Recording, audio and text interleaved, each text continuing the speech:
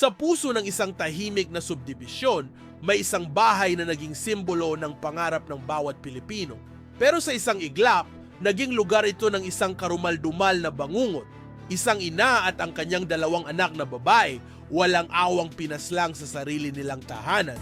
Ang kanilang mga pangalan, Estrelita, Carmela at Jennifer Visconde. Ang sumunod dito ay isang media circus, isang paglilitis na naghati sa buong bansa at isang hatol na tila nagbigay ng kasagutan. Pero lahat pala yon ay isang kasinungalingan. Pagkatapos ng ilang dekada, isang nakakagulat na desisyon mula sa Korte Suprema ang nag-iwan sa Pilipinas ng isang nakakakilabot na tanong.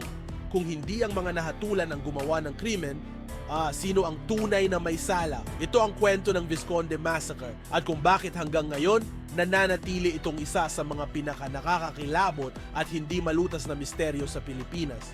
June 30, 1991. Si Lauro Visconde, isang matagumpay na doktor, ay libu-libong milya ang layo nagtatrabaho sa Estados Unidos.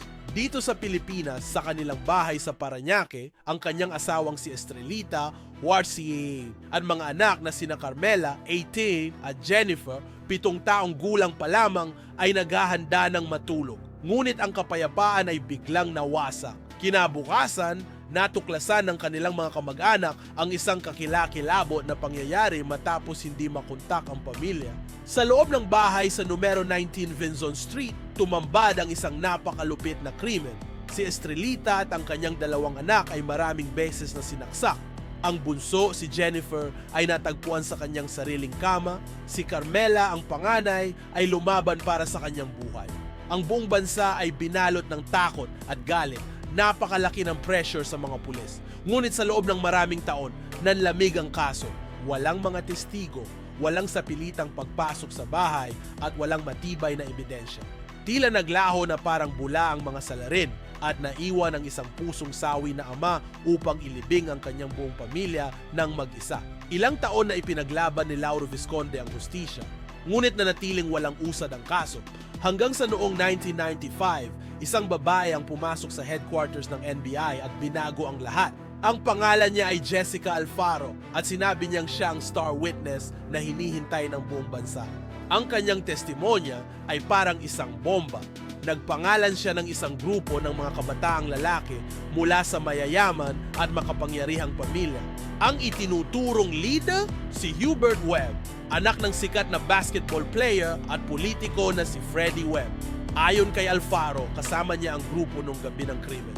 Nagbigay siya ng isang detalyado at nakapangingilabot na salaysay na direktang nagtuturo kina Webb at sa mga kaibigan nito sa pinangyarihan ng krimen. Isang malaking eskandalo ang kwento. Nabigani ang buong bansa. Ito ay isang klasikong kwento ng mayaman laban sa mahirap ng kapangyarihan at impluensya. Base halos sa testimonya lamang ni Alfaro, inaresto si Hubert Webb at 6 na iba pa. Magsisimula na ang tinaguriang Trial of the Century. Ang kaso ng prosekusyon ay nakasalalay sa iisang haligi, si Jessica Alfaro. Walang DNA, walang fingerprints, walang anumang pisikal na ebidensya na nag-uugnay sa mga akusado sa crime scene. Lahat ay nakabase sa kanyang salita. Ngunit ang depensa ay mayroon ding pinaniniwalaan nilang isang matibay at hindi mapabubulaan ng alibi. Igiginigiit nila na hindi maaaring magawa ni Hubert Webb ang krimen dahil wala siya sa Pilipinas. Nasa Estados Unidos siya. Nagpresenta sila ng napakaraming ebidensya, mga immigration record mula sa USS na nagpapakita ng kanyang pagpasok noong Marso 1991 at pagbalik noong Oktubre 1992. Mga litrato, video at testimonya mula sa maraming testigo ang nagpatunay na nasa ibang bansa siya noong nangyari ang masakit. Pinigil ng buong bansa ang kanilang hininga. Paano pag-aayusin ng korte ang dalawang magkasalungat na kwento? Sa isang desisyon na ikinagulat ng mga legal expert, pumanig ang hukom sa testigo. Noong Enero, cheers to Head No 6 the 1000, si Hubert Webb at ang kanyang mga kasama ay hinatulang guilty at yung sinintensyahan ng habambuhay na pagkakakulong. Para sa marami, ito ay hustisya. Ngunit para sa iba, ito ang simula ng isang matinding inhustisya. Ang mga nahatulan ay gumugol ng 15 taon sa likod ng mga rehas, habang patuloy na iginigiit ang kanilang pagiging inosente. Ang kanilang kaso ay napela hanggang sa pinakamataas na hukuman sa bansa, ang Korte Suprema. At noong Disyembre 2010 dumating ang huli at nakakagulat na pagbabago. Bumoto ang Korte Suprema na i-acquit o pawalang sala si Hubert Webb at lahat ng kasama niya. Sila ay palalayain agad. Bakit? Sistematikong winasak ng korte ang kredibilidad ng star witness na si Jessica Alfaro. Itinuro nila ang mga malalaking pagkakaiba sa kanyang mga pahayag at kinuwestiyon ang kanyang mga motibo. Ang desisyon ay nagsasabi na ang kanyang testimonya ay hindi mapagkakatiwalaan at nabigo ang prosekusyon na patunayan ng pagkakasala beyond a reasonable doubt. Ang alibi ni Hubert Webb na dating binaliwala ay binigyan na ng bigat.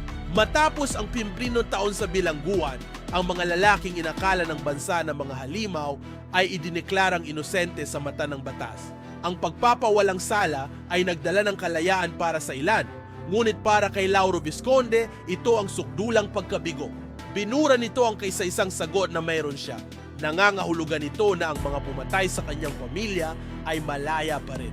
Ang krimen na humubog sa isang henerasyon ay opisyal na at marahil permanenteng hindi na malulutas.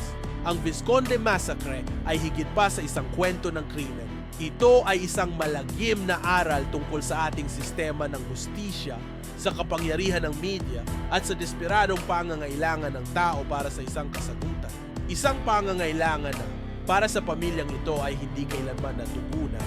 Kaya nananatili ang tanong at gusto kong itanong sa inyong lahat, kung hindi sila ang gumawa, sino? Ano ang mga teorya na narinig ninyo? Ibahagi ang inyong mga saloobin ng may respeto sa comments sa ibaba. Ang kaso ay maaaring sarado na, ngunit ang diskusyon ay hindi pa tapos. Salamat sa panonood. Kung naantig kayo sa kwentong ito, mangyaring i-like ang video na ito at mag-subscribe para sa mas marami pang malalalim na pagsisid sa mga pinaka-interesanteng kwento ng Pilipinas. Mag-ingat at huwag kailanman tumigil sa paghahanap ng katotohanan.